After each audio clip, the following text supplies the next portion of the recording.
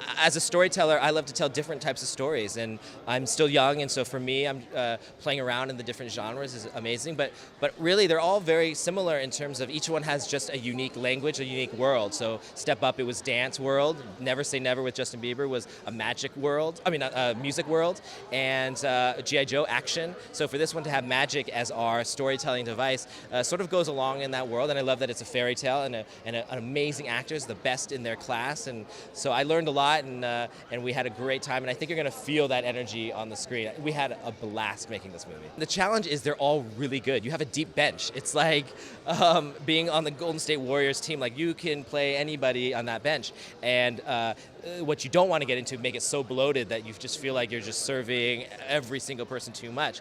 But everyone is such a team player. These actors, because they had done it before also, they did a lot of the heavy lifting of figuring out tone and who the characters were. So for me, it was just getting to play with those elements, and I think the audience will react to that. I think they'll feel all the great things about that first movie are here in spades, no pun intended, and then we add on to that and make that makes the magic really super spectacular and then really super small that you can see that our actors are actually doing it. Macau, nuts, right? That place is really nuts, but we had a blast there. It's like Vegas with a whole nother twist to it, and you have Daniel Radcliffe there, and it's just a very interesting world. Everywhere you point that camera is a fascinating place. It has Portuguese architecture, Chinese people. I mean, it's all, and the food is fantastic. And then you have basically a carbon copy of Vegas right in the middle of it. It's pretty spectacular. So on screen, on the big screen, it's even more so. Having done a lot of different genres, I get a lot of different range.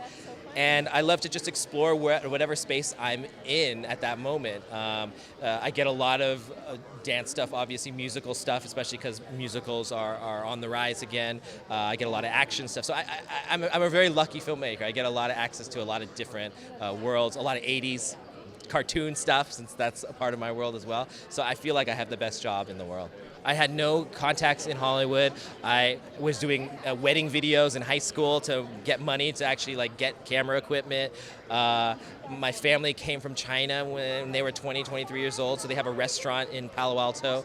And so with no connections. But going to the best film school in the world, USC, and coming out, I feel very lucky and very blessed for that.